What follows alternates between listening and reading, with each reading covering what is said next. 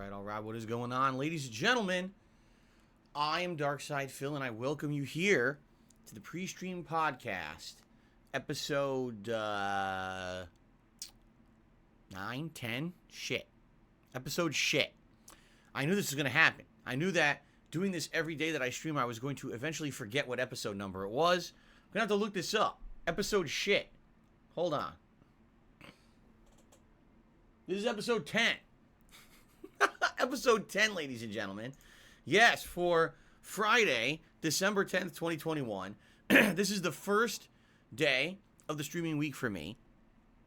This is a humongous day. It really is. This is a giant day for streaming for me because, number one, we got two really good things lined up for you guys today. Things that I know you guys are going to enjoy and you're going to really want to chill with me for these streams. But also, we're in the full Fallout mode of the Game Awards. The Game Awards were a ginormous, nuclear bomb that hit, and now the fallout is hitting our faces and collectively melting the flesh off of our faces, revealing the creepy crawly skeleton inside. It's a pretty disgusting process, but the entire internet is abuzz with news from the Game Awards last night. Now, incidentally, I wasn't here yesterday. It's my day off.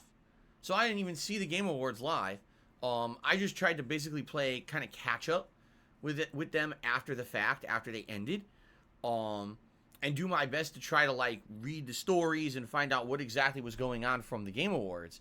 I tried to do my best, but personally I feel like I probably missed a lot. For some reason my chat has completely frozen here. Let me see if I refresh it, if it unfreezes. Oh, there we go. It froze for like a minute. That was stupid. So, I know there's a ton of stuff that happened at the Game Awards, okay? And what we're going to do is I'm going to do a brief kind of introduction here about what my day off was like, give you some updates on upcoming events like the Christmas Marathon event. I have a good positive update on that and stuff like that. And I'm going to talk a little bit about the streams this week, because I think this week's going to be an exciting week of streams. By the way, it's a shorter streaming week, only 5 days, but we'll talk about that in a moment. Once I get that out of the way, what I would like to do is actually change up the podcast format a little bit. Rather than me talking to you, I would like it to be you, the people who are here live on stream this morning, talk to me. Yeah, you tell me, what are the big things that you thought were the biggest, baddest, or best, the worst or baddest, the worst or best things from the Game Awards. Because there's so much to talk about. I could sit here for 4 hours unpacking it, and I really don't want to do that today. I'd rather just react briefly to the things that you guys think are important. And the thing is, with today's streams, especially we're playing GTA Vice City on the first stream. Open world roaming, open world questing. You want to talk about a game that lends itself to us talking about topics? That's the game for it. You know what I mean? We'll definitely have ample opportunity to discuss with you guys, exactly, what's going on with the Game Awards or what you thought of the Game Awards. So we'll talk about it on pre-stream, and then when we get to the gameplay, it'll kind of continue. Okay? Cool. So first, before we get to that, let's go ahead and let's do a little bit of intro about stuff with me and everything, okay? So first of all, yesterday was my day off from streaming for the week. I needed 7 straight days I had been here. That wasn't even planned. It was planned to be 6 days, then it got extended. What a week it was last week. It was one of the best streaming weeks in recent memory. Finishing up San Andreas, heading into Vice City Definitive Edition, playing through the entirety of Metroid Dread essentially in 1 week, right? Starting up Halo Infinite's campaign. There was a lot of great stuff that happened in the last week. I had a great week with you guys. I really did. And you guys were outstanding. You were positive. You were supporting. Everything about last week was amazing. I have zero complaints about last week. It was so good. Okay? My day off yesterday basically was a lot of activity. I needed, because I had 7 days straight off, I had to do a lot of stuff. There's a lot of stuff in the house that we had run out of.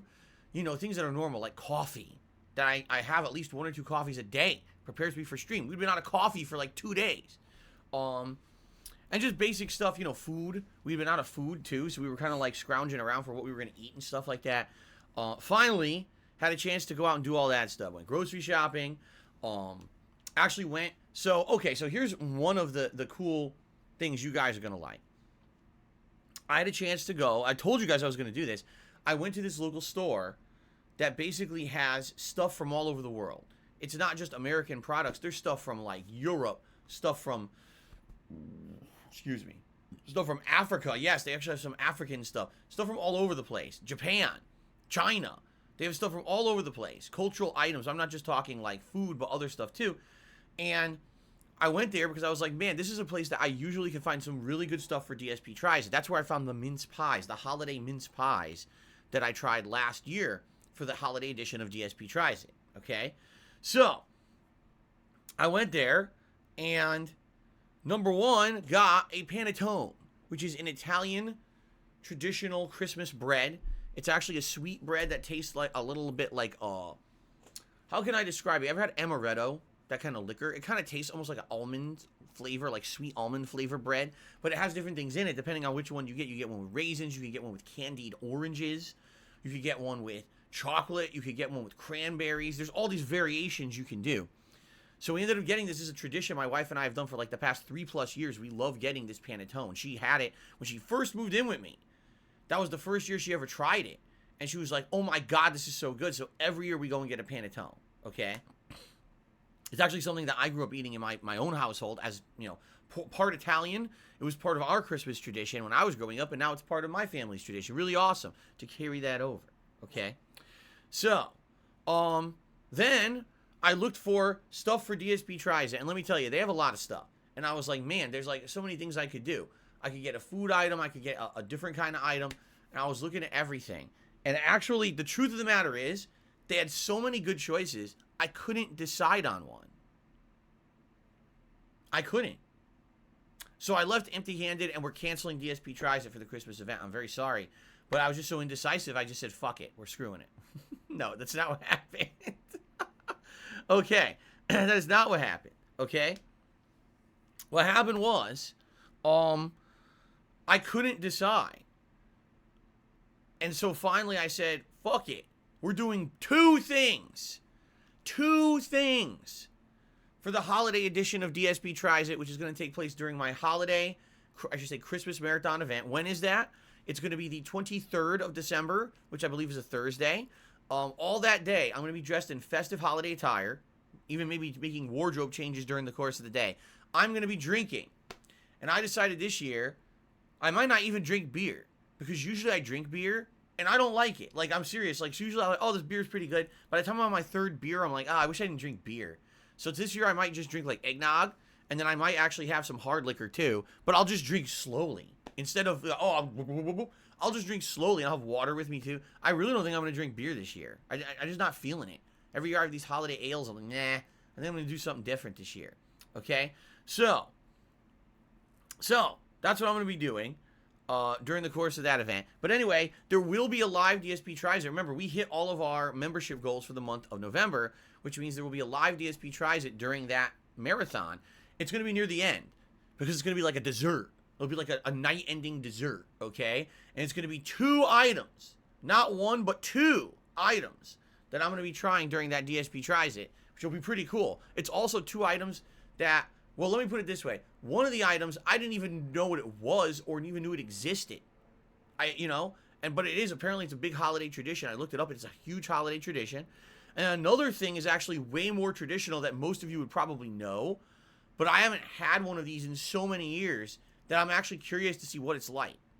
Okay? So one is more traditional, and you'll probably recognize it, and another one is something I never even knew what the fuck it was. All right? So this is going to be very exciting. Keep in mind, during that event, there's going to be a lot of stuff going on. There's also going to be a live Feasting with the King. Earlier on that day, we're going to have a full meal together where I'm going to order some kind of cultural cuisine. The options this year are going to be Filipino, Vietnamese, and Thai. Those are the 3 options that we're going to have to order from. And it'll get delivered during the event, and try and eat it together. That's going to be fun. And also, a variety of Christmas-themed, well, not Christmas-themed games, excuse me. A variety of games that you guys are currently nominating. And within, I would say, probably the end of this streaming week. So what is that, Tuesday? Yeah, Tuesday's my last streaming day of this week. So that'll be roughly about the middle of the month. I'm going to close off the nominations process for the Christmas event. So just so you guys know, last chance, really. The next few days is your absolute last chance. If you want to nominate games for the upcoming Christmas Marathon event, now is the time to do it. How do you do it? Go to the channel page here on DSPGaming, the main page, and on the community tab, there's a post there, public post. You respond, you nominate games. Or if you're a member, there's also a members-only post that you can respond to and nominate games. And I'll tally those up over the course of this coming week, and then we're going to have a poll going for that final week before Christmas, where you guys will vote and determine what games will actually be played during the event. Okay? Good stuff. Pinocchio says, I should be a food critic because I'm so passionate about food. There's a difference between being passionate about something and being informed about something. You know what I mean? Like, I could be the biggest fan of a competitive shooter, but be terrible at it. I have no expertise in it. So even though I love it, it doesn't mean that I'm going to be good at it if I were to actually try to do something. You know what I mean? Like, would I love to do stuff with food? Yes. Do I know anything about it? No. I don't know. I couldn't tell you if something's professionally done or not. I couldn't tell you if something's, all I can tell you is my personal experience. Oh, it tastes good. Oh, yeah, that's a good combination of flavors, blah, blah, blah. I've done DSP Tries It for over 10 years. But do you really think anyone judges that series as any kind of level of professionalism? I don't think so. So anyway, what day is the event? I literally just said this. The event is on Thursday, the 23rd of December, all day long Christmas Marathon event, okay? So the good news is, not one, but 2 items for the Christmas edition of DSP Tries It that'll be during that Christmas Marathon event were obtained yesterday during my day off, okay? I also had a pretty good day with my wife out. It was very cold. It was only in the 40s, 40 degrees Fahrenheit here, which is just above freezing. But it was still in a very nice day. We went around, and there was a good amount of people out, but not a crazy amount because we went on a Thursday. So it was a good time. And came home, and already the Game Awards were nearly over by the time we got home. And that's why we didn't have time to watch or even get caught up on any of it. It was just like, well, read up on what we can at night, but there was no point. And it was funny because a lot of people were saying, man, the Game Awards sucked. They were like, man, that show was so padded with advertisements and obviously paid product placements. It was just such a bad show to watch. And I was like, yeah, but if you don't watch it, it's good. Because if you don't watch the show and you just read the announcements after, it's actually good. What it feels to me like, and this is me being my perspective here on the future of how games will be covered. Jeff Keighley, okay? I like the guy a lot now. Actually, the more that I see him, how passionate he is for what he does with games and everything, I actually like the guy a lot. He kind of feels like the ultimate fan of games who just somehow managed to, through hard work, get his foot in the door of the games industry. Because in the last 10 years, look what's happened. He's increasingly done his share to cover stuff, while other formats like E3 have completely fallen out of prominence. While E3 became every year more of a fan fest and a money-grubbing venture where all they cared about was money at the door, rather than actually being a meaningful place to disseminate information about games, Jeff started creating actual events where there was information about games. He had his event before E3 and had more information about any games that were interesting than E3 did this year. And now, Game of the Year awards, I mean, admittedly, yeah, there's a lot of product placements. There's a lot of advertisements, and you can tell that a lot of it is promotional stuff paid for by game companies, obviously. At the very same time, look at all the stuff that came out of the Game Awards last night.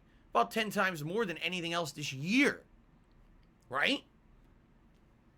So this is what I mean. Like, I'm definitely... my opinion on Jeff has changed over the last few years, for sure.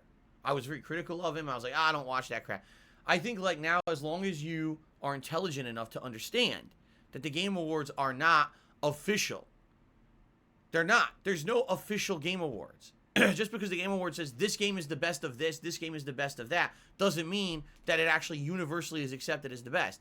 It's a subjective thing, right? Even though a certain game they say is the best game of the year, doesn't mean it is. Like, I'll give you a perfect example, all right? As we get into the Game Awards coverage now, okay?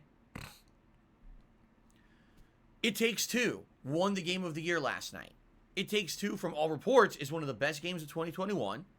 It's a co-op game that is one of the best co-op games ever made. Has great plot, great story. Graphics are passable. I mean, I guess the graphics aren't going to be groundbreaking in a kind of game like that. But made by an indie studio. Apparently what the indie studio pulled off is absolutely amazing. There's no way that game would be my game of the year. Number one, I didn't play it. And number two, I'm not a co-op gamer. You guys know that. The vast majority of games that I play are either single player, narrative based, or multiplayer, competitive based, none of which is co-op. Right? That's also why I would never nominate a game like Apex Legends or something like that as my game of the year. I don't focus on that kind of gameplay.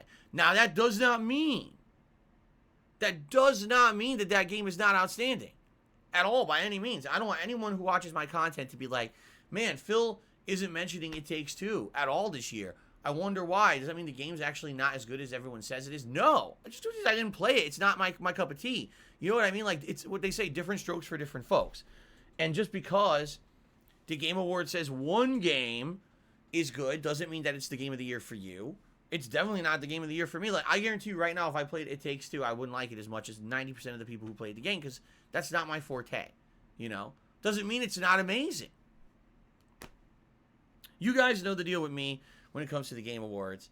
I feel like it's a great thing. At the same time, I think too many people take it as fact. Oh, because this game won it. For example, Deathloop won, like, best narrative. Deathloop won best narrative. Wait a minute. You had games like Psychonauts 2, right? Even Life is Strange True Colors, 12 Minutes. These were games that actually had really, really well-written stories. Like Psychonauts 2, I was shocked how good that game, the story was. Like, shocked at how it handled certain issues and how it actually spoke to you about things. You know, when you're playing a game and that game literally speaks to you about your own personal human experience, being a human, that is way better than any game with a fucking stupid plot twist. You know what I'm saying? Oh, there was a plot twist. Oh, best narrative of the year. The fuck are you talking about? Now, here's what happened, okay? For some odd reason, oh, you're right. Didn't Guardians of the Galaxy win best narrative? Then what was it? Was it best direct? Deathloop won something that made absolutely no sense. I was like, no, it should have been Psychonauts 2 or whatever. I'm not thinking best. What was the one that Deathloop won? I got him confused already because I don't have a list in front of me or whatever.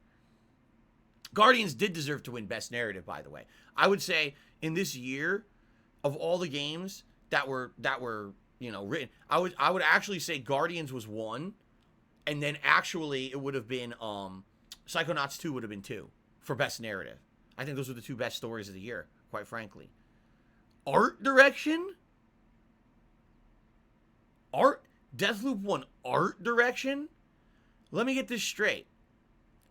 You think that Deathloop's art design is better than a game like Psychonauts 2, where everyone's brain who you go into is a completely differently designed, unique, creative world, right? Varying from psychedelic 1970s rock like the Beatles to an interactive bowling alley to, you know what I mean? Like every world in Psychonauts 2, right, is so much better than anything you do in Deathloop. But somehow Deathloop won best art design? Like, what the fuck are you talking about? Right? I don't know. I'm scratching my head about this shit. You know? But anyway, I think the reason that Deathloop won anything is because for some reason it was like the darling of the gaming media this year. I don't know why. I really don't understand why. The game was so overblown and overhyped by the game media. Deathloop was a classic case of a game. Everyone in games journalism said it was 10 out of 10 game of the year. So that prompted a lot of people who normally wouldn't have to go out and buy and play the game. When we all played it, we were like, it's good, but it's kind of like not nearly as good as they're saying. The plot isn't nearly as good as they're saying. The art direction is okay for the first few hours, then it's the same thing over and over, right? The gameplay elements are taken literally from other games from Arcane Studios games. Almost no originality in the game elements at all. The plot twist is kind of crappy and stupid. The end of the game is absolutely terrible. The ending sucks shit. The game is full of bugs. I ran into several bugs during the course of my game playthrough that actually hindered it. The physics weren't perfected. They were kind of shitty. I could keep going on and on. But for some odd reason, journalists this year chose Deathloop as their game of the year. So what I think happened was they saw such a monstrous backlash on the internet. People were like, number one, you didn't even nominate Forza Horizon 5. You're a bunch of fucking idiots. Number two, there's so many amazing games this year, and you're going to say Deathloop is Game of the Year. Are you out of your fucking mind? You better not do it. So I think what it was, they all wanted Deathloop for Game of the Year, and they were like, all right, we better change our minds before we get fucking publicly destroyed. So they chose something else, which I'm okay with, but then they said, we got to still give Deathloop some awards, even though it doesn't fucking deserve it. But anyway, you know, the point I'm making is, regardless of all the awards given out, nothing is official. Please understand that about the Game Awards. They're not official awards. They never have been. They never will be. You can completely disagree with the Game Awards, and that's fine. It's about your personal take, your personal experience, what you like. I personally don't play or like co-op games, so why the hell would I think It Takes Two is the best game of the year? It won't even be in my countdown. I didn't play it, you know? But that's okay. And it's also okay if you think that a game that didn't win the Game of the Year is a better game or whatever. That's fine. I really just wish that people wouldn't treat it so officially like they did. All right. So anyway, in regards to the Game Awards, apparently it was 3+ hours. Oh, that's terrible. I mean, they really are the Oscars of gaming now, right? Like, that's what it's become. But you know what? Admittedly, at least now it's more professional. I remember like 10 years ago, all right, the Game Awards were on, and I had been recording that day all day long. And I said, all right, the Game Awards went on. Well, I need to get food. So I'm going to go get food and come back, and I'm going to watch some of the Game Awards while I eat my food during my break. And I'm going to go back to recording and uploading and all of that. Okay? I came back from getting food. Now, this is like 10 years ago, like at the very beginning of the Game Awards, right? It's probably like 2012 or something like that. And I remember I walk into my condo in Connecticut when I lived there back then, and I'm hearing, F this, F that, motherfucker, F. I was like, what happened? Did it change the channel? And I ran to my TV to see what was going on. They had some rap group performing at the Game Awards, and it was like the most fucking obscene performance ever. You know, typical of that kind of music. But why the fuck is that at the Game Awards? And I was like, what the shit is going on at this? This is supposed to be like a professional show, and this is what you have on the show. Like, how are people supposed to take this seriously when this is the crap that you're putting out on this channel, on this show? You know? So I actually tweeted about this, and people were like, oh, Phil, you're just out of touch. And like, no. If you're gonna have a serious show, it's supposed to be, wow, real good information about games, real Game Awards to be taken seriously. You don't have a bunch of jackasses jumping around swearing on stage like assholes, right? You do a little bit something, a little step up from that, okay? And I remember that at the beginning it was so bad with the shit that they were doing on the show. And over the years, you know, it improved and improved and improved. And now I really do feel like it's a professional show. I think that Jeff, over the years, he got more prominence in the game industry. He's tried to make, I guess the best way I can say it is, Jeff Keighley is the major proponent. Instead of games being a commercial product, all right? Games are something to be mass-produced and sold to the masses for massive commercial profit for corporations.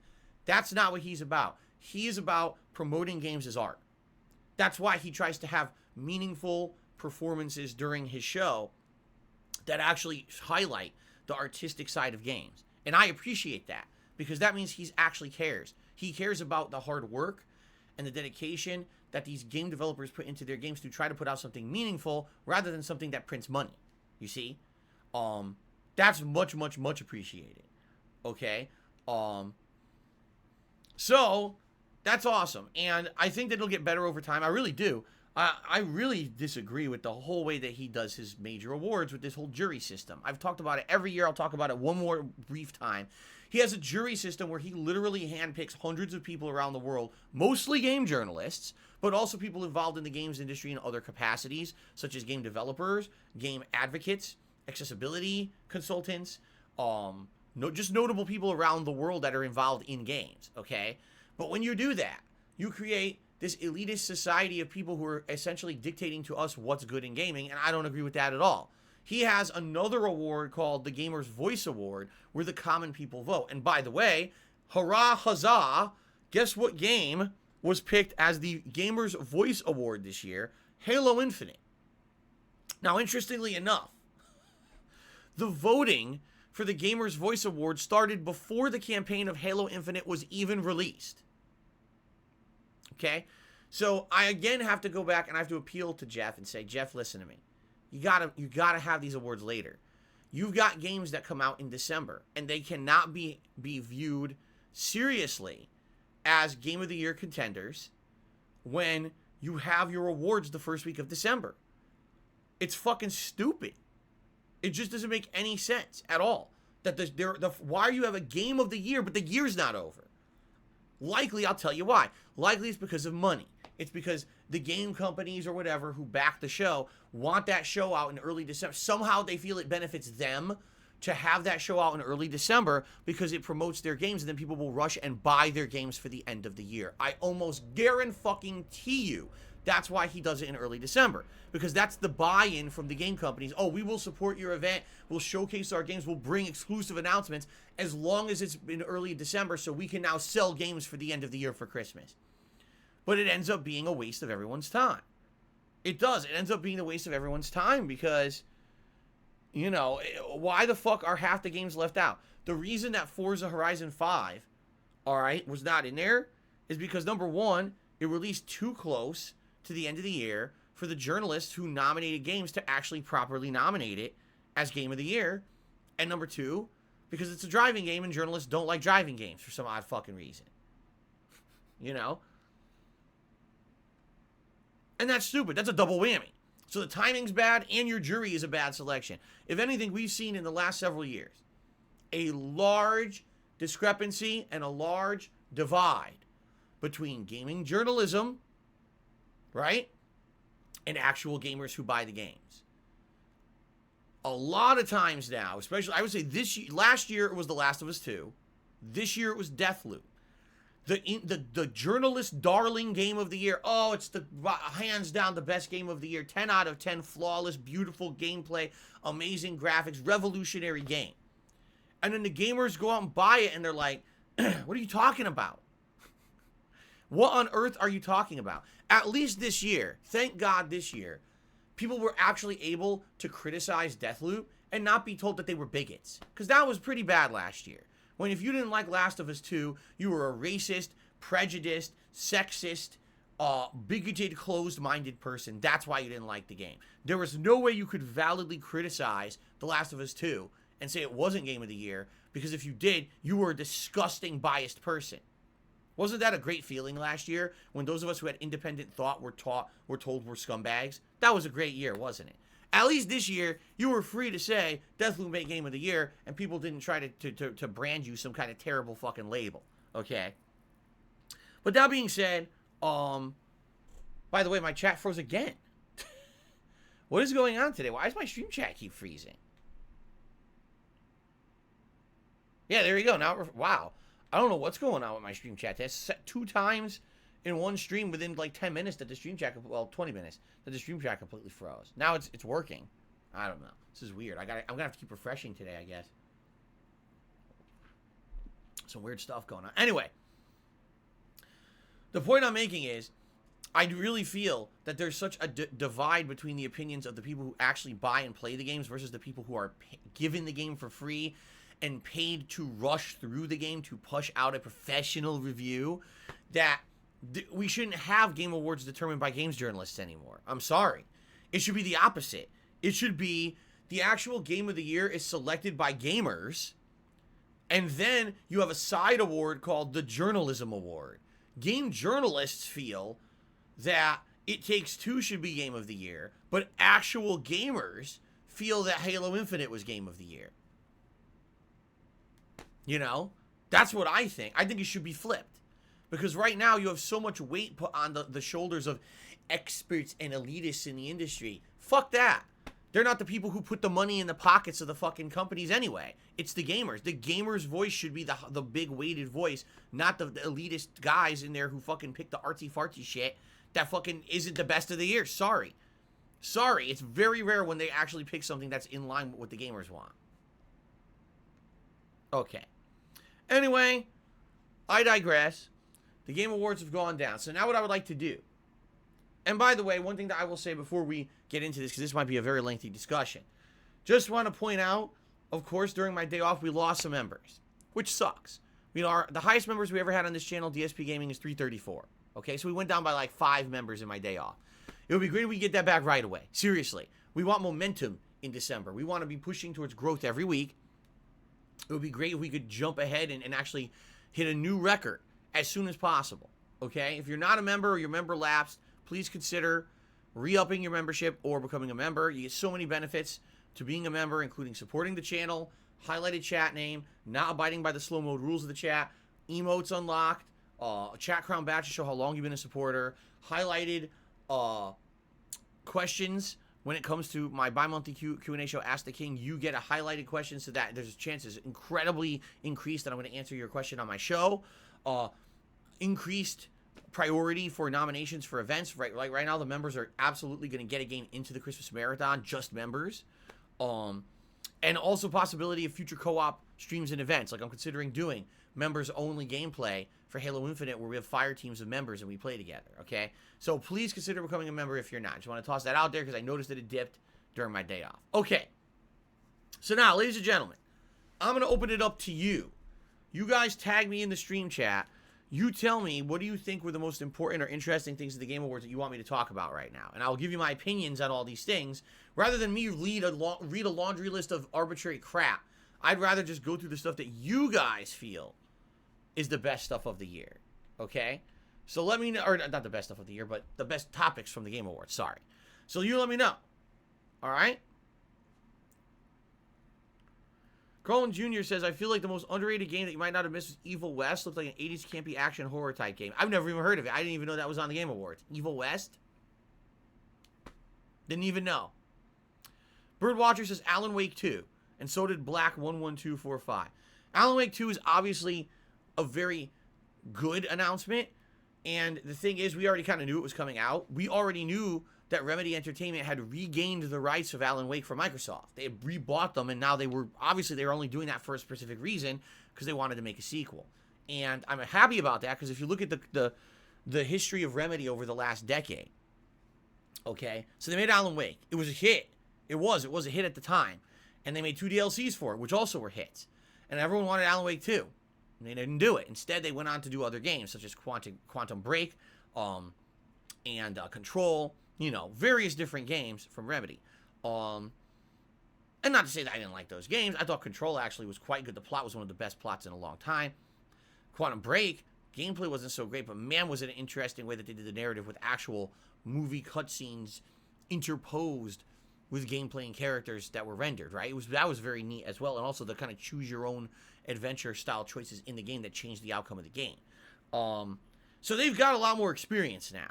And to hear that they're making Alan Wake 2 is very good. To be honest, it's very good. I'm very excited for this. I want to play Alan Wake 2. I just hope that they do not go down the road of what a lot of other companies do, is, well, it's been a decade and we want to jump on the bandwagon of what everyone else does. So I hope they don't turn Alan Wake into a survival horror game similar to what everyone else has done. Okay? I would like more horror elements. I would actually like more horror elements in it. The game itself, Alan Wake 1, is pretty scary and creepy with a lot of jump scares. I know, I just replayed it in October, Alan Wake Remastered. At the very same time, it's not the creepiest, it's more of kind of a suspense thriller style game, along the lines of, say, a Stephen King novel or Twin Peaks, the television series, as opposed to, like, straight up horror, okay? But I liked that about it.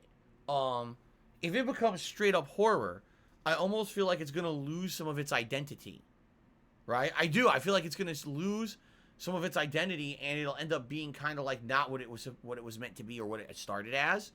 And that might appeal more to the masses, but it might disappoint the fans who were there from the first part of the series 10 years ago. I guess we'll see. By the way, it's not coming out soon. It's another year or so.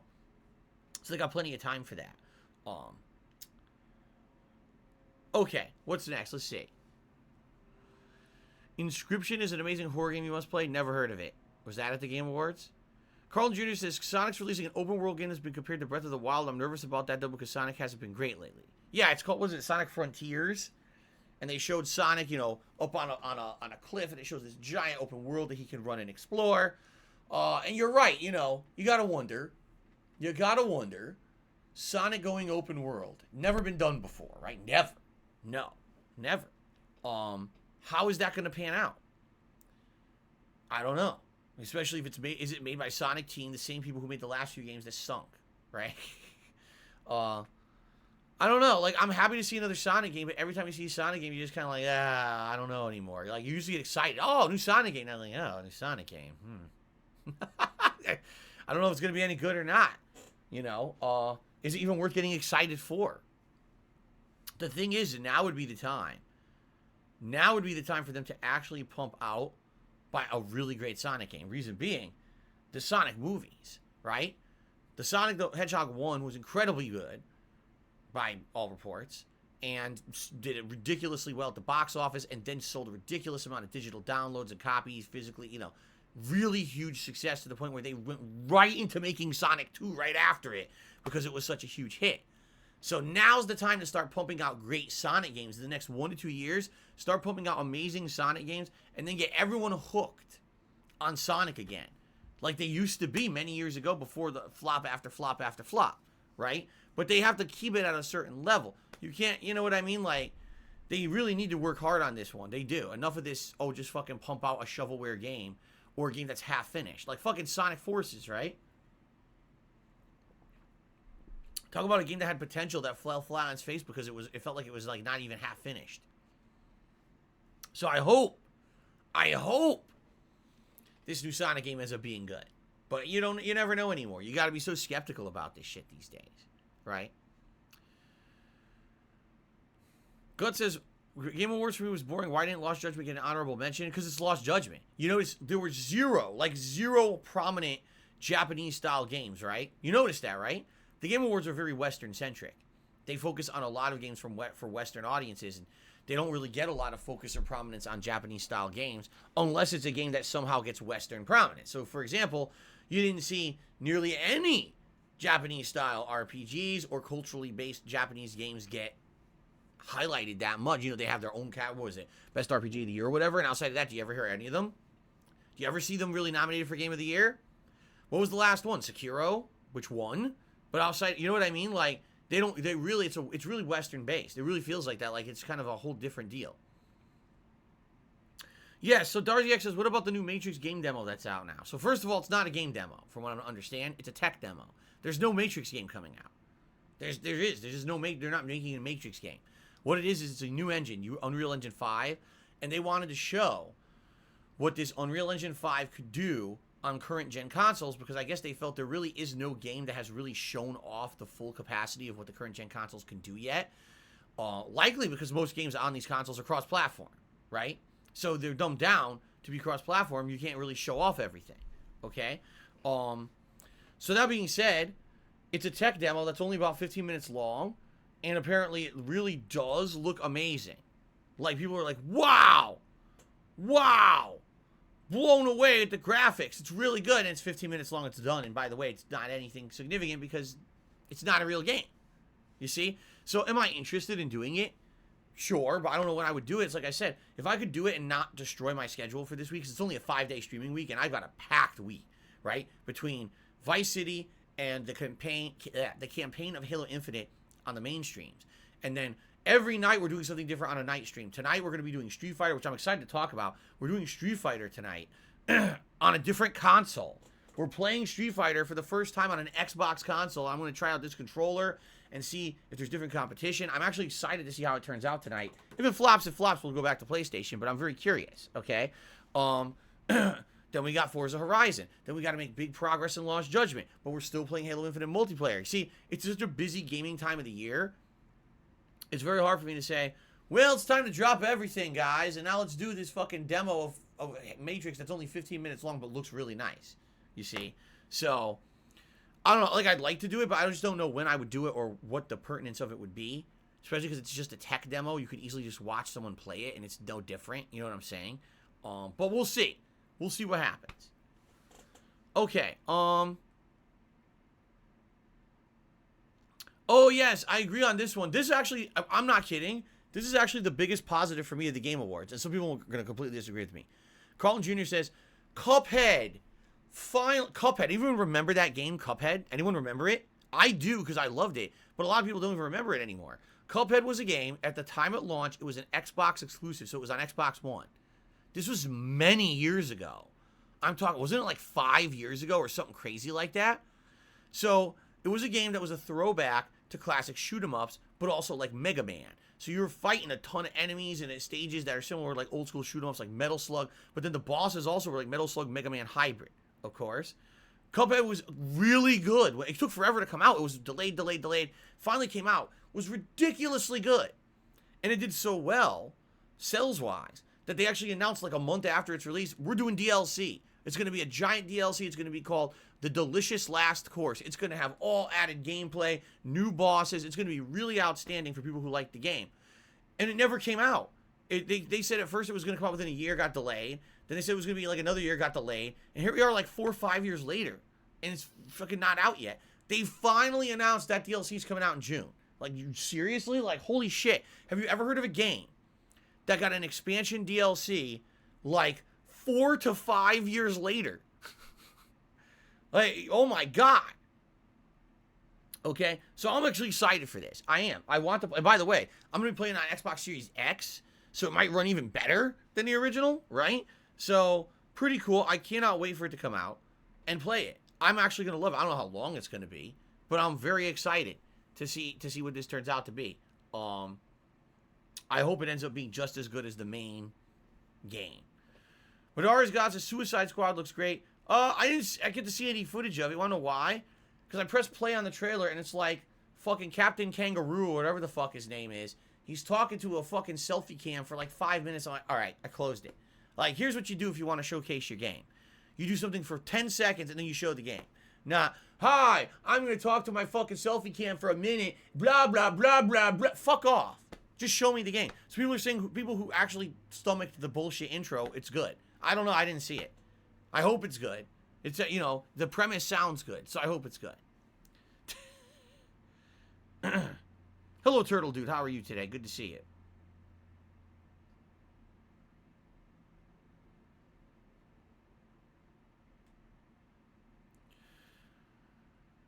What else?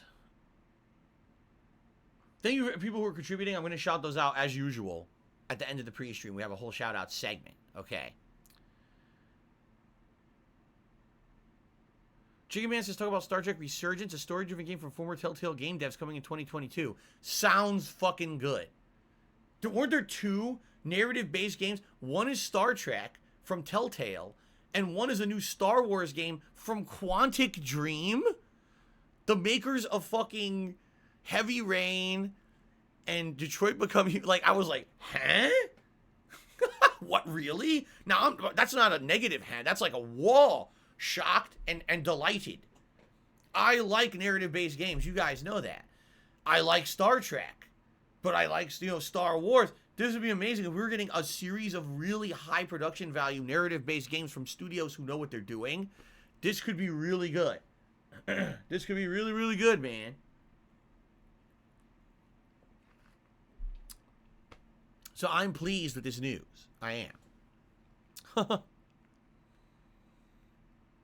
Slitterhead is a survival horror game that might appeal to you. It's made by one of the creators of Silent Hill. I saw a little bit about it. I saw a few stills of it, and I read a little bit about it. It looks good. You know, for me, you know I love survival horror. So anything that's survival horror, I'm going to be all over, and hopefully it's good. I wish we had more information about it, but yeah, looks decent to me. Okay.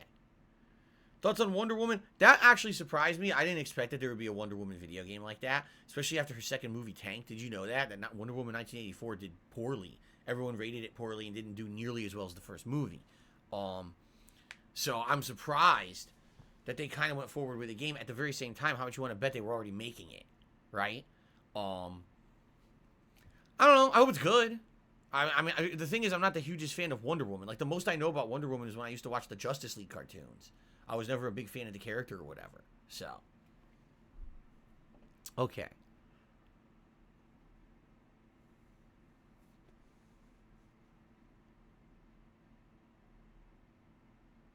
Chicken Man says, honest truth, am I as disappointed in the awards as I sounded going into them? No. No. Really, the only thing that would have disappointed me about the awards is if Deathloop won. Because I know in my heart I know that that game is not the best game of the year for anyone. It shouldn't be. If Deathloop's the best game of the year for you, you didn't play the better games of the year. It just doesn't deserve it. And I hate to see when a game that truly is not worthy of that mantle getting that mantle. Everyone else that year who worked their fucking heart and soul and busted their ass to basically get downplayed, that pisses me off, you know? At least with It Takes Two being a game, the kind of game it is, it's probably going to sell a lot more now. It's from an indie studio that probably will put out many, many better things in the future now, as well as a result of this being named Game of the Year. The head of the studio is insanely passionate. This is the guy that said, fuck the Oscars in 2017, right? So that I love. I would like to see that 10 times out of 10 over some fucking studio that rehashed a bunch of shit and a bunch of hack-ass journalists think that it's good because they're fucking idiots and don't play better games. You know, they say it's Game of the Year. I'd much rather see a game like that get it. And outside of that, like I said, the show seems to be the Oscars of gaming, which is exactly what gaming needs. It needs to be treated as seriously in an artistic platform as movies do. Because games are actually more profitable than movies are, and they're an interactive medium, which in my opinion has more meaning and impact on the people who participate in them than people who just watch a movie. That's my take, because I'm a lifelong gamer. Other people might disagree, but I actually think games are more important to modern society than movies ever were. And this is something that we need to push forward as a professional thing, and Jeff is doing that. And I'm actually, like I said, I feel like the industry's in good hands if you have passionate people like Jeff mounting those reins, you know, instead of having corporations. Oh, money, money, money. Let's turn E3 into a fan fest where everyone has to pay $400 for a ticket so we can make millions of dollars profit on E3. How about instead you stop being greedy pieces of shit and you actually make pieces of art that people enjoy? Oh, what's that about? Nah, shovel out another fucking Tom Clancy game, quick. You know? Like, that's what I mean. It's different. You know, when you watch, of course the Game Awards have a lot to do with money. Like I said, I think that's why they're timed the way they are. The Game Awards are purposely the first week of December, so you hear about a bunch of games maybe you didn't know about during the year, you see them get awards, and now you go buy them for Christmas, right? That's the purpose. That's why it's that time. That's why games get snubbed. And it sucks. You shouldn't see games get snubbed because of the timing of the award show. At the very same time, you could tell that there's actual passion and caring for the art form at the Game Awards that you don't get at E3. I'm just saying. If Jeff hired me, would I accept his offer? Yes, I would work for Jeff Keighley. You know, I would work for someone actually respectable, dependable, someone who has passion, someone who I know has the best interest of the game industry at heart, versus some fucking scumbag on the internet who does drama videos. Okay, let's continue. I don't know what you're talking about. Let's continue. Oh, really? Madara's got says Horizon looks great, but the stream couldn't even handle the graphics of the game and it kept crashing. Oh, I didn't know that. Again, I didn't watch it live. I only saw things after the fact. So, I didn't get to see the stream live and see all the foibles of things happening there. Sucka Surprise says, would I work for Review Tech USA if he offered me a job? I'm just going to ban Sucka Surprise right now. Just going to outright ban him.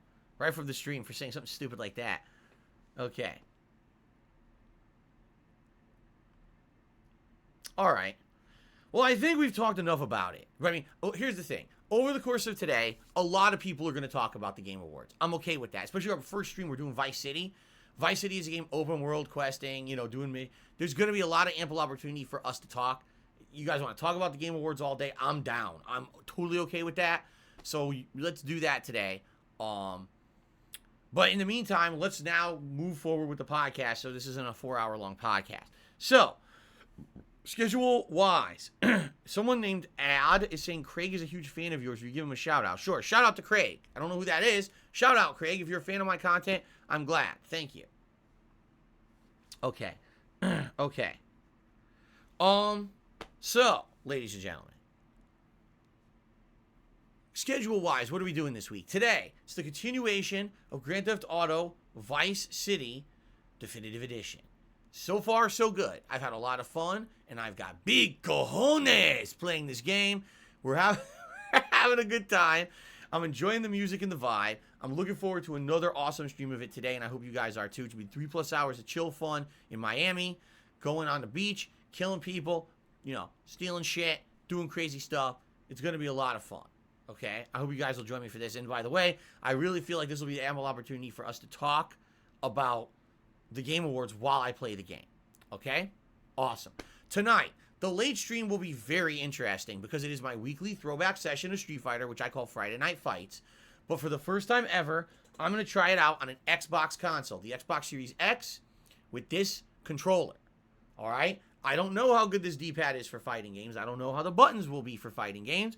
I've never played a fighting game on this yet. I've only played the Street Fighter 30th Anniversary Collection on PlayStation. All right? Playing against essentially the same people for 3.5 years since it came out.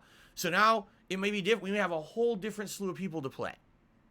We might find no one. I'm serious. Like we might be, wow, look at all these people to play. It's all different now. Maybe the connections will be better. Who knows? Or it could be the complete opposite. Oh my God, I can't find anyone, and the few people that are playing, the connections are terrible. Will the trolls follow me over from PlayStation to Xbox because they are such no-life losers?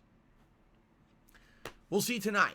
If it ends up being a bust, let's say I play it for like a half an hour, I can't get matches, it's not working, we can easily switch right back over to the PlayStation version and do that. But I thank you to the person. They didn't ask me for a shout out, so I'm not going to give it to them because I don't want them to get any negative attention that they don't want. But thank you very much to the person who donated this game so that we could try this out as an experiment tonight. And by the way, if this works out, and if the Xbox version ends up being solid and I can play on this gamepad, then that means I really have no reason for PS Plus anymore. Like, there's not a single reason. I'm not using it for anything. And I can't even think of any multiplayer games coming out this year on PlayStation that I'm going to be playing. So maybe I'll get rid of PlayStation Plus. I don't know. I'll have to figure it out. Okay. All right, so that's tonight. Tomorrow, we swing back to the Halo Infinite campaign, which I'm very excited for because I played about 3 hours of it the other day. I loved it. It actually got much better when it went to the open world. Actually using the grappling hook for combat is really neat in the open world. I love that you could zip line in and shoot them and then boom, punch them right in the face, turn around, blah, blah, blah, blah, blow them all away. I like that. I really am enjoying it. I think that it's going to be a good playthrough overall. And I hope that you guys will join me for more of that tomorrow and see where it goes. I had a lot of fun. The bosses, too. The bosses were pretty fun. Tomorrow night, we're continuing on with Forza Horizon 5. Originally, it was supposed to be on Wednesday. What can you do? We had a little snafu there. We had to finish up with Metroid Dread, which we did, which was great. And now we get to continue on with my weekly chill stream of Forza Horizon 5 tomorrow night. Then on Sunday, it'll be more Vice City, and that'll be paired with Lost Judgment as we try to push through the side missions. And by the way, it looks like we're going to finish up the boxing side missions. Then we can finish up the dancing side missions. Then we can do whatever we want, but there's potential to go right into, big progress in like 2 to 3 other side mission quests. So we'll see what we do. And then Monday will be more Halo. And Monday night will be Halo multiplayer. So Monday will be Halo Marathon. Halo campaign during the day, Halo multiplayer at night. And then on Tuesday, my final streaming day of the week, more Vice City and more Lost Judgment. And that's the streaming week for me. Okay? Sound good? Hope that's a good variety of stuff for you guys over the next 5 days. I hope you'll join and support the streams. I really appreciate how good last week was in regards to attendance and support. Hopefully we can keep that up this week. Okay? Now, shout-outs.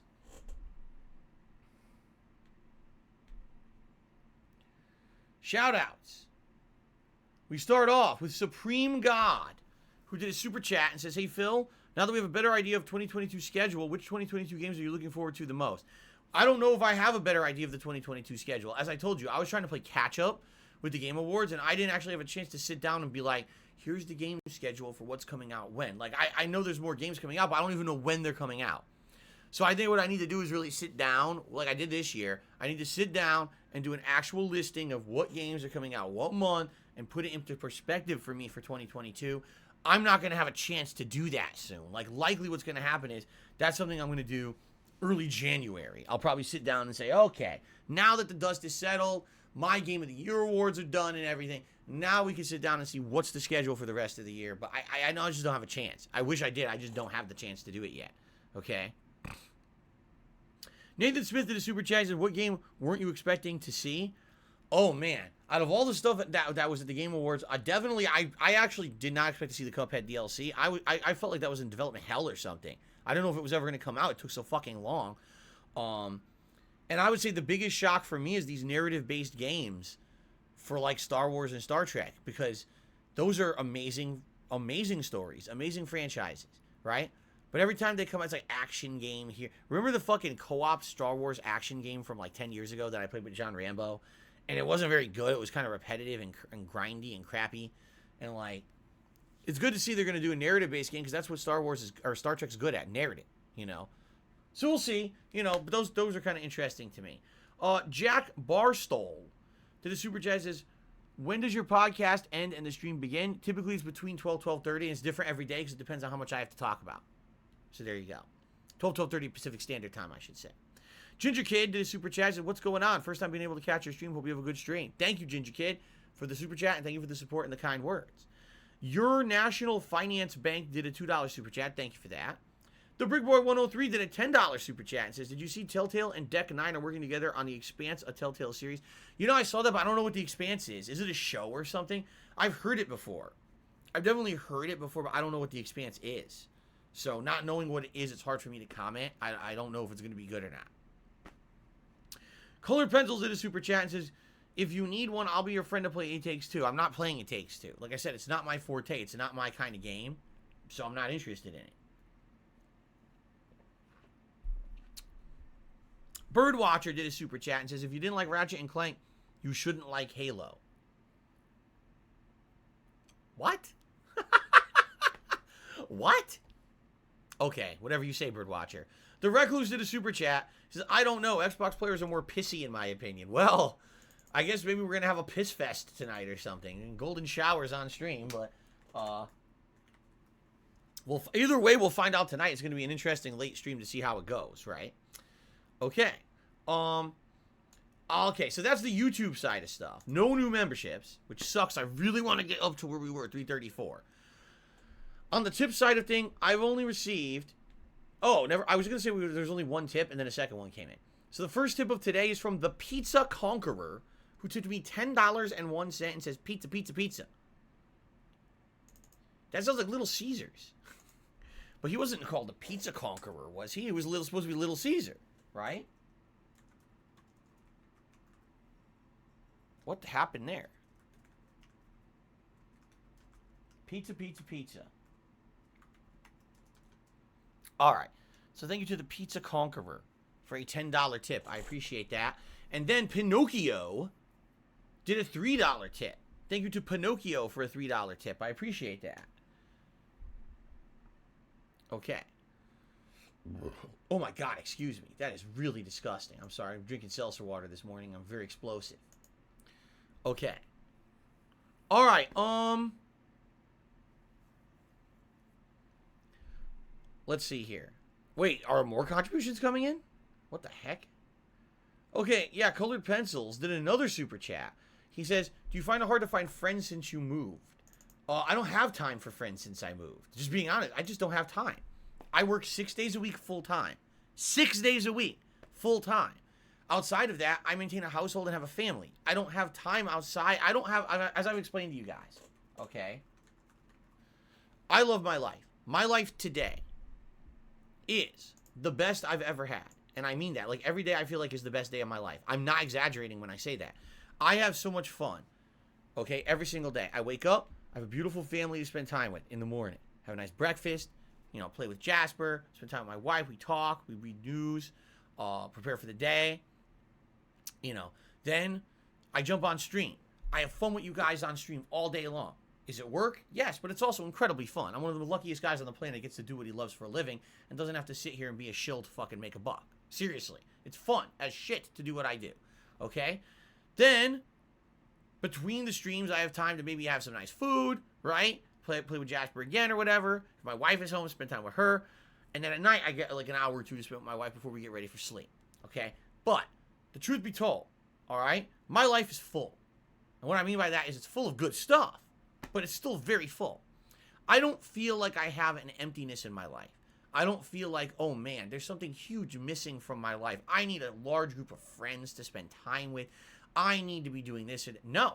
If anything, I've explained to you guys, what I would actually like to do long term, which still hasn't happened after all the years that I've talked about it, I would like to eventually have another day off a week. I would like to stream full-time 5 days a week. and have 2 days off a week to spend with my wife, because here's what I like to do. One day, I would like to be the day when we have to go out and do stuff. We got to go grocery shopping. We got to run errands. We got to go to doctor's appointments and or other appointments. All of the things that are kind of like busy work that need to be done during a week, I want to do one day. But then I want to have the other day to literally just spend with her. Let's just relax today and have a good relaxing day together. Or maybe for the day, we'd like to drive into Seattle and spend a nice day in Seattle at Pike Place Market, or go to the zoo together and have a nice day there. Or maybe we don't want to do shit. We just want to lay around the house. Or on the flip side of that, maybe we want to stay home at the house, but do stuff at the house, clean the house, renovate the house. You know what I mean? Right now, we don't have that at all. It's one day a week, rush to do everything we need to do. And then that's it. It's over. There's no time for anything else. You know? Now you might say, well, why don't you just take the second day off? I can't afford to do it.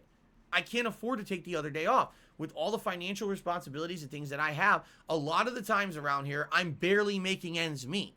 I'm to the point where, man, I really hope that YouTube payment comes through because I got to pay bills this week, right? So with that being said, I'm not there yet. Maybe in a couple years' time, if I build this up, this YouTube channel, to prominence again, if I can get my streaming to the level where it was on Twitch, because by the way, 300 members versus the 900 I have on Twitch is a ginormous difference. That's a huge amount of income that I'm not getting right now. Okay, just being honest. It's a big discrepancy, and it hasn't grown this year. Like, think about it. When I started here, I had, 200 members? Now I have 330. It's a slow growth thing. If I work my ass off for 3-4 years here, then maybe I can get back to where I was on YouTube, and I feel like, where I was on Twitch. And I actually do feel that next week, I can't speak today. Next year, there's a bunch of supposed improvements coming to YouTube streaming. For example, there's supposed to be gifted memberships. Just that alone, I guarantee you, just the gifted memberships are going to help this channel tremendously. Because they did on Twitch. There were people who were generous on Twitch. Right now, around the holiday season, there's people who are generous and want to help out other viewers, and they can't do it because there's no gifted memberships right now. You see? In addition, there's another thing they're supposed to be adding. They never gave it to me yet. Super thanks. This is for people, for example, if you're watching this pre-stream on demand right now. Hello, everyone watching on demand and not on stream. How you doing today? By the way, I hope if you're liking this pre-stream podcast, you'll give it a like and you'll leave a comment on it on YouTube on demand if that's how you're watching it. It helps the channel, okay? So if that's you, there's going to be a way. It already existed only for some people, okay? Only for some people. Only the bigwigs have it, basically. I don't have it yet. I'm considered small potatoes on YouTube. But the bigwigs have the ability that if you're watching an on-demand video and you like that video, you can contribute. You know how people are doing super chats and super stickers on this stream? You could do what's called super thanks, which is basically exactly the same, but it's on the video itself. And supposedly, from what I'm to understand, a pop-up will appear like on the video, I guess, that says, hey, so-and-so contributed and said super thanks. And then if you check the comments of the video, you can leave a highlighted comment that sticks to the video, much like people are doing these messages on the stream chat. It sticks to the video as a highlighted message to say, hey, I really like this video for so-and-so reason, blah, blah, blah.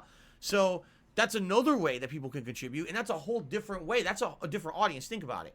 Traditionally, if you're watching on demand on YouTube, the only thing you can do is watch and have ad revenue for me because of that, or you can maybe become a member of the channel. This is a whole new revenue source. I'm not saying it's going to be hugely significant to start, but I'm just saying I feel that that's going to be something new as well that will help the channel. But these are all things in the future that can help. Right now, I'm nowhere close to being the amount of money that I was making on Twitch. Just being honest, I've not caught up. When I left Twitch because they fucked me over and kicked me out of the partner program, I had a decline in my income, and I've never recovered.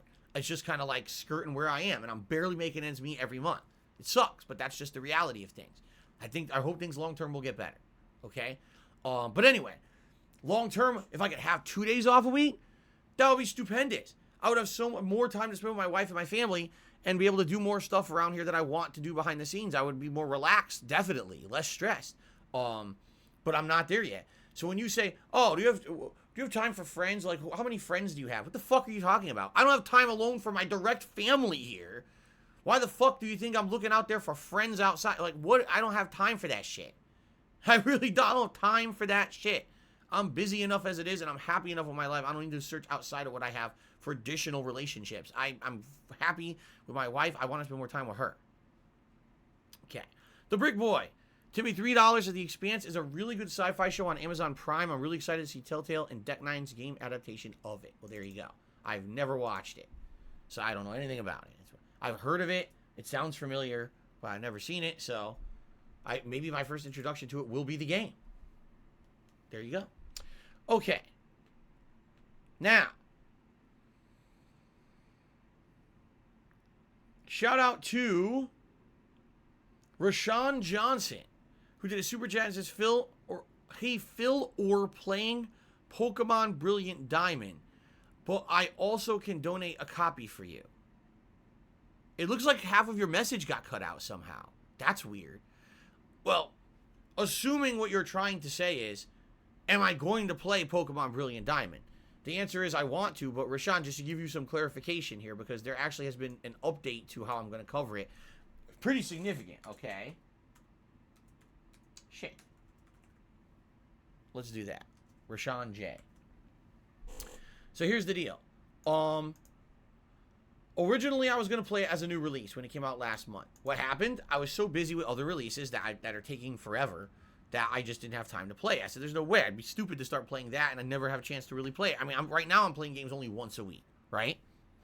So I said, hey, when I start to beat games and they're out of my rotation, then I'll consider starting up Pokemon Brilliant Diamond, or what was the other one? Shining Pearl. But then people were like, well, Phil, what are you going to do in January when Pokemon Legends Arceus comes out? And I was like, huh?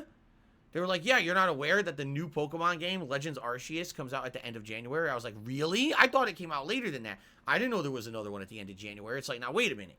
Why did they just release a re-release Pokemon game in late November, and then 2 months later, a new Pokemon game? Doesn't that stab itself in the foot? Or, you know what I'm saying? Like, that's stupid. That's way too close of a release for it. That's like, we released Street Fighter 5 Special Ultimate Expansion Edition in the end of November, but Street Fighter 6 comes out in January. So why the fuck are you going to spend money on Street Fighter 5 Ultimate Expansion Edition with new characters and shit when the new game comes out in January? You know what I'm saying?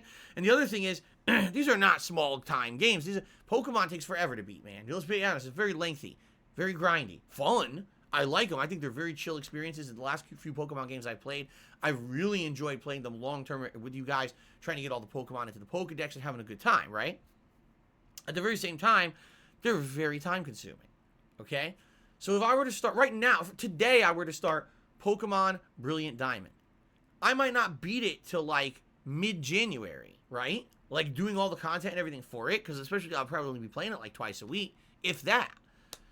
Now, I'm going to go right into Pokemon Legends Arceus. Does that make any sense? Pokemon to Pokemon? Not really. Just like every other time that I've done Mario to Mario and shit like that. It doesn't usually work. I'd say the exception here is actually Grand Theft Auto. You don't know why? Because people are zany for Grand Theft Auto. They love that shit. They love seeing me play it. For whatever reason, it's a little bit of a different animal. Okay? So that being said, I was thinking about it. You know, it probably makes more sense to wait. Here's the thing. Pokemon Brilliant Diamond, Shining Pearl are remakes. They remade classic games. Now, I've never played the classics, okay? So for me, when I play these games, the remakes are just as good as playing a new release for me. It's exciting. My first exposure to that game or franchise, and I have a lot of fun with it, right? And you guys, too. Like, wow, Phil's really experiencing the game for the first time that maybe we played a long time ago. It's fun to see that first-time reaction to a game, right? Fair enough. But I don't think it makes sense to do it now. Right now, I'm in the midst of so many playthroughs, I probably won't beat some of them for another week or 2 weeks. I'm thinking around Christmas time, we're going to start wrapping up a bunch of games, right? So then, at that point, I'll be like, okay, what's next? Do I want to start playing Pokemon now and not beat it in time for the next Pokemon? So I think what we're going to do, we're going to hold off. Okay? We're going to hold off. And I know it's going to be upsetting for some of you. I know it will, okay? And I apologize. I wish I could clone myself and play every game when it's a hot new release. I can't. I just had to wait over a month for Metroid Dread, but look how that turned out. Ended up being one of the best playthroughs of the year, I feel, right? And awesome. Thank you again, guys, for the support of that playthrough. So, we're going to hold off. I'm going to play Pokemon Arceus, or Legends Arceus. Arceus? I don't know how to say it. When it comes out in January. Later on in 2022, undoubtedly there will be some downtime, and then I'll play the other Pokemon game. There's no reason to rush it. It's a remake anyway, right? It's not a new game. It's a remake, so you guys already know what to expect. I don't. but I'm not going to rush into something that's going to end up shooting the new game in the foot because I just played the old one, right? Okay. Carlos has become a channel member and supporter. Thank you, Carlos. I appreciate that very much. Thank goodness. Maybe now we can head back in the positive direction here, okay? Really. It would be great to head in the positive direction. Thank you, Carlos. We're at 330. 4 more to go to tie the highest we've ever had here on DSP Gaming.